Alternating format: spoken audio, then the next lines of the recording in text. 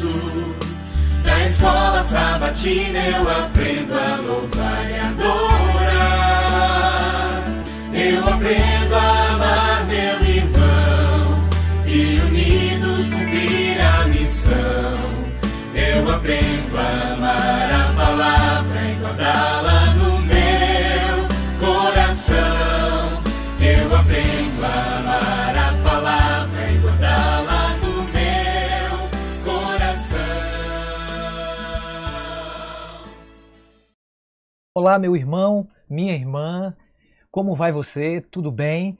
É um prazer estarmos de volta, agora com uma nova série, A Lição da Escola Sabatina. É isso mesmo, nós teremos um trimestre, 3 meses, com 13 temas, 13 episódios, 13 semanas estudando um novo guia de estudos, que, por sinal, será uma bênção para todos nós. Eu já tenho ele aqui na nossa versão digital.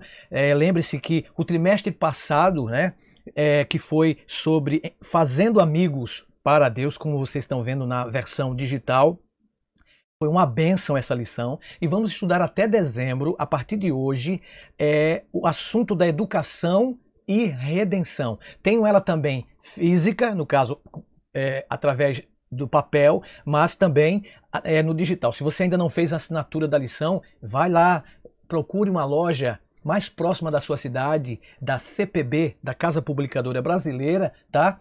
E faça a sua assinatura. Faça a sua assinatura da lição da Escola Sabatina. É muito importante termos a alimentação, o pão divino, o pão diário para nos alimentar. Tá bom? Então, algumas curiosidades que eu quero passar para vocês antes de entrarmos diretamente na lição de número 1, tá? Na lição de número 1, serão todas as semanas, até dezembro, 13 semanas, repito, 13 episódios, 13 capítulos que vamos estudar juntos, tá bom? Que Deus abençoe você. Eu quero falar algumas curiosidades antes de entrarmos justamente na primeira semana, na primeira lição deste 4º trimestre, que tem como tema geral educação e redenção. Então, algumas curiosidades que eu gostaria de informar para vocês, que o guia de estudos foi preparado por líderes de instituições educacionais da rede adventista de educação.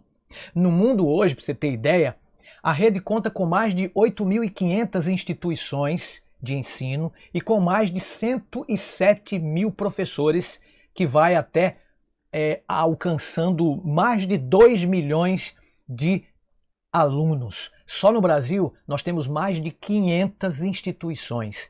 Não é bacana, gente? Não é maravilhoso saber isso? Então, vamos estudar durante esses 3 meses sobre educação e redenção. E eu quero começar lendo um texto lá do Antigo Testamento. Mas claro, antes de começarmos a lição de hoje, eu quero orar com você, meu amigo, minha irmã, meu irmão e minha amiga. Se puder, feche seus olhos e ore comigo. Pai querido, uma nova temporada, uma nova série, a lição da Escola Sabatina já está no ar.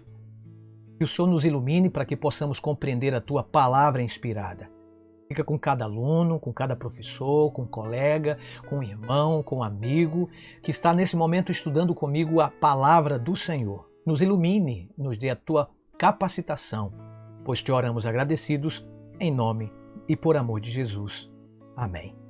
O livro de Provérbios, capítulo 9, versículo 10, diz assim, que o temor do Senhor é o princípio, vocês conhecem de cor, da sabedoria. E o conhecimento do Senhor, do Santo, é prudente. Provérbios 9, 10.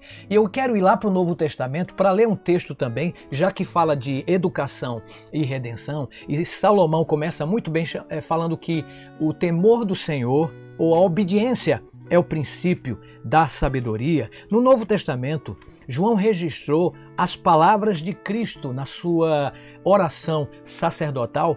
O que significa esse conhecimento? Porque quando a gente conhece, a gente começa a descobrir coisas maravilhosas. E principalmente quando conhecemos a Deus, nós podemos ser salvos. É isso mesmo que Jesus disse naquela oração intercessória ou naquela oração de intercessão que ele fez pelos discípulos e por cada um de nós que estamos hoje aqui em pleno século XXI. Ele disse assim, ó: a vida eterna é esta, que te conheçam a ti, por único Deus verdadeiro, e a Jesus Cristo, a quem enviaste. João capítulo 17, versículo 3. O tema da mensagem, ou da lição número 1 de hoje é Educação no Jardim do Éden. Vamos estudar agora diretamente sobre o assunto. E para isso, tem um verso para memorizar. E o verso para memorizar está no Antigo Testamento, em Jó. E vamos ler no Antigo Testamento. Nós podemos abrir a Bíblia e vocês podem me acompanhar lendo comigo. Eis que Deus se mostra grande em seu poder. Quem é o mestre como ele? Jó 36, versículo 22. E texto maravilhoso. No princípio, amigo, não havia escolas nem universidades, você sabe muito bem. Mas mesmo sem livros, salas de aula, eletrônicos, com internet como nós temos hoje, né? O conhecimento rico em sabedoria e virtude era comunicado naquela época. Por meio da neblina que irrigava o solo, conforme Gênesis 2:6, era possível discernir a presença divina. Uma sala de aula no jardim e 2 alunos feitos de barro fresco, recentemente animados por seu fôlego de vida, Gênesis 2:7. Não se costuma pensar no Jardim do Éden como uma sala de aula, onde Deus se senta como professor, mas a lição desta semana nos guia nessa direção. Maravilha! O início do livro de Gênesis nos instrui sobre 2 perspectivas diferentes. A primeira, o livro de Gênesis nos permite andar com as sandálias de Adão e Eva, ou melhor, nas pegadas de seus pés descalços e ouvir as aulas magnas que Deus provavelmente realizou sobre a história da criação, logo no início, o propósito e as responsabilidades da família humana, em Gênesis 1, versos 26 a 28, lições da natureza, meditações sobre casamento, Gênesis 2, verso 18, e avisos sobre o inimigo e a árvore proibida, conforme está escrito em Gênesis capítulo 2, verso 17. A segunda perspectiva nos permite aprender com a narrativa do Gênesis como aprenderíamos com um livro didático. Revelações sobre a natureza do plano da serpente, as consequências dessa desconfiança e desobediência dos nossos primeiros pais, o caráter de Deus desafiado e justificado e o plano da salvação emergem como temas de instrução e contemplação nesse livro. Conhecer os fundamentos históricos de qualquer ramo do conhecimento, da ciência, sempre traz uma perspectiva maior e uma compreensão, querido que me ouve, querido que me assiste, mais abrangente. Assim como é indispensável conhecer os axiomas de Euclides de Alexandria, aquele pai da geometria, é essencial compreender os capítulos primeiros do Gênesis para entender o restante de toda a Bíblia e toda a história da redenção. Em Gênesis, no capítulo 3, a descrição inicial da serpente como sagaz, astuta e esperta, vale lembrar que a palavra sagaz é tirada da Almeida Revista e Atualizada. Já a palavra astuta é tirada da versão nova, né? Na nova versão internacional. E a palavra esperta é da linguagem, da nova tradução da linguagem de hoje. Isso destaca um contraste importante entre esse animal e Adão e sua esposa, o homem, e Eva. A palavra hebraica traduzida como sagaz ou arum tem a mesma raiz consonantal e sons vocálicos semelhantes aos da palavra hebraica traduzida como nu, Aron, usada para descrever a condição de Adão e Eva no verso anterior que lemos. Ao ler o hebraico em voz alta, por exemplo, os termos Aron, Arum são falados quase que consecutivamente e alerta para cada um de nós, né, sobre um jogo de palavras, ou paronomásia, é isso mesmo. Estamos prestes a ver uma Eva inocente entrar na arena de um enganador muito que experiente e astuto. A mulher e o homem comem o fruto e tudo muda a partir de então. Vocês conhecem a história. Mas como a serpente fez isso? Como ela foi capaz de usar 26 palavras para fazer com que um ser sem pecado, perfeito, completamente satisfeito e bem cuidado, se rebelasse contra um Deus santo, cuja essência é puro amor? O que quer que a serpente tenha feito, querido, querida, foi eficaz. E por meio de uma análise cuidadosa dessa conversa entre a serpente e Eva, você e eu podemos entender quão astuta foi a estratégia de Satanás e quão eficaz ela ainda continua sendo milênios depois do pecado. Vale lembrar que o Éden não era simplesmente um jardim, amigo.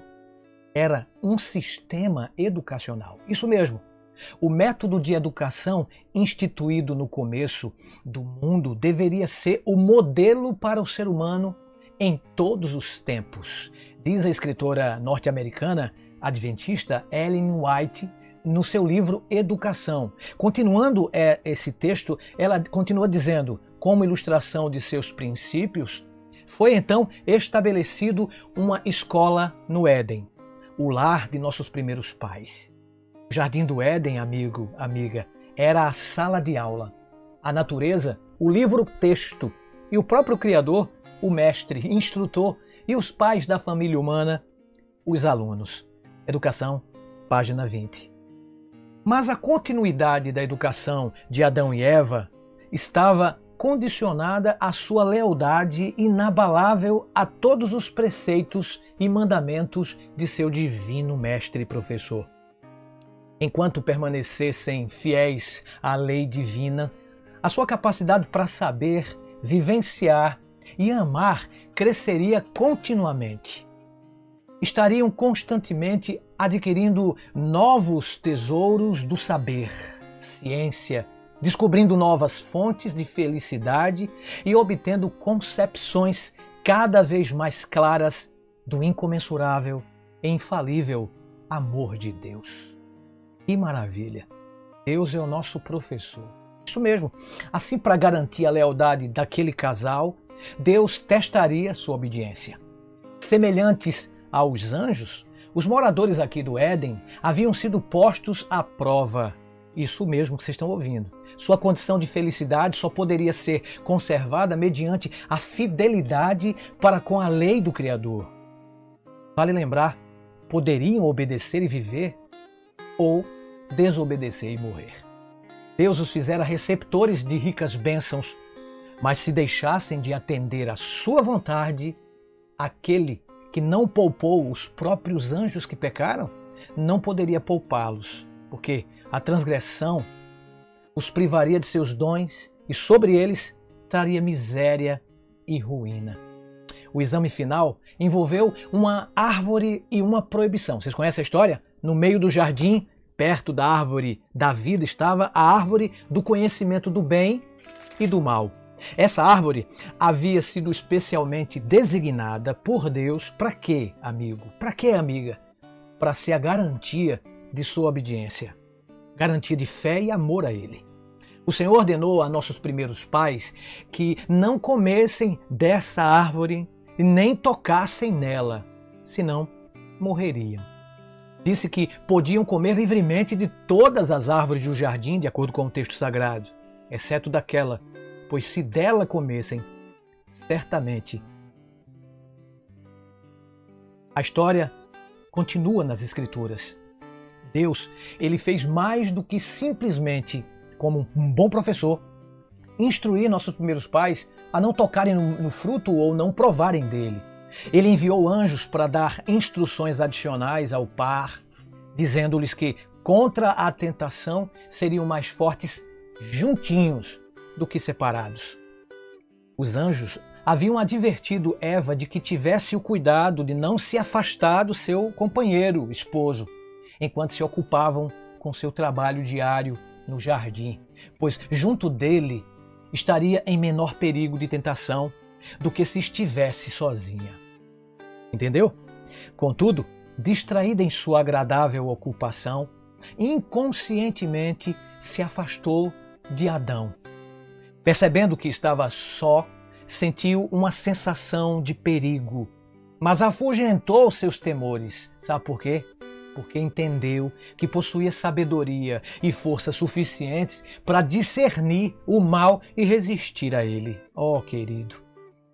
Considerando o aviso dos anjos, logo estava olhando com um misto de curiosidade e admiração a árvore proibida. Oh, querida, como é perigoso a gente ficar só.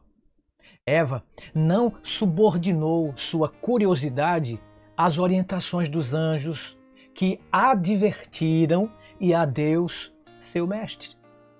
Eva se deu conta de que estava contemplando com um misto, e esse misto era de curiosidade e admiração, o fruto da árvore proibida.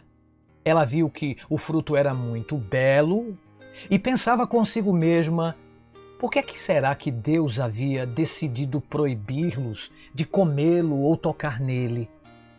Era então a oportunidade de Satanás. Ele se dirigiu a ela como se fosse capaz de adivinhar os seus pensamentos. Olha o que diz a Bíblia. Foi isto mesmo que Deus disse? Não comam de nenhum fruto das árvores do jardim? Gênesis 3, verso 1. Ó, querido, interessante que a pergunta introdutória da serpente faria corroer a visão de mundo de Eva e minaria muito daquilo que ela havia sido ensinada a valorizar e considerar como verdade.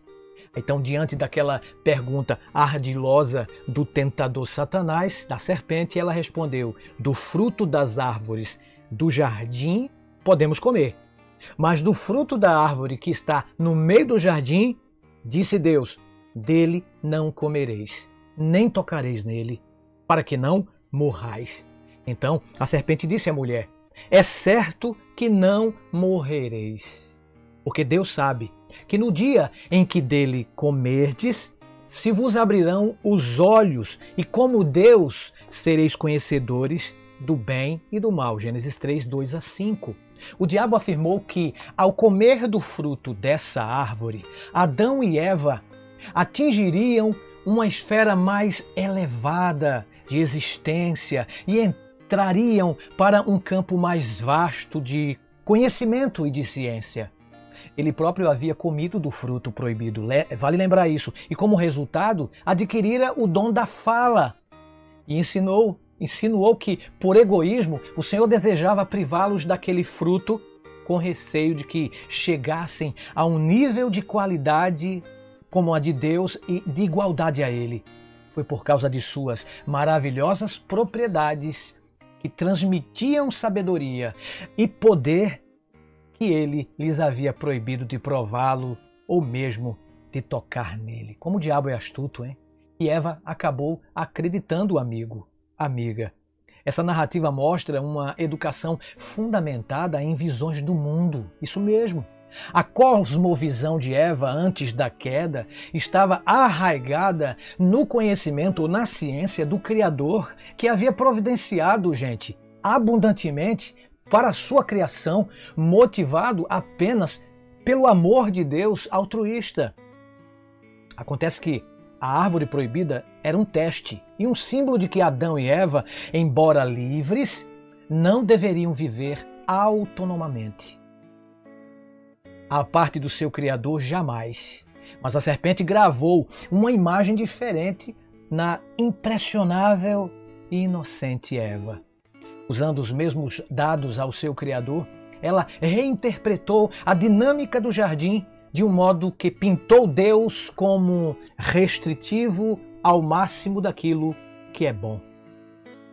Ameaçado então por aqueles que compartilham dos poderes do conhecimento da árvore proibida e desinformado, enganado quanto às consequências letais desta árvore. Quem não seria levado a duvidar do amor de Deus, de um Deus assim, amigo? Uma vez que o amor é minado, a pessoa questiona a confiabilidade das palavras divinas e dali, para rejeitar a sua autoridade, um pequeno passo apenas. Adão e Eva fizeram isso e todos seguimos o seu exemplo.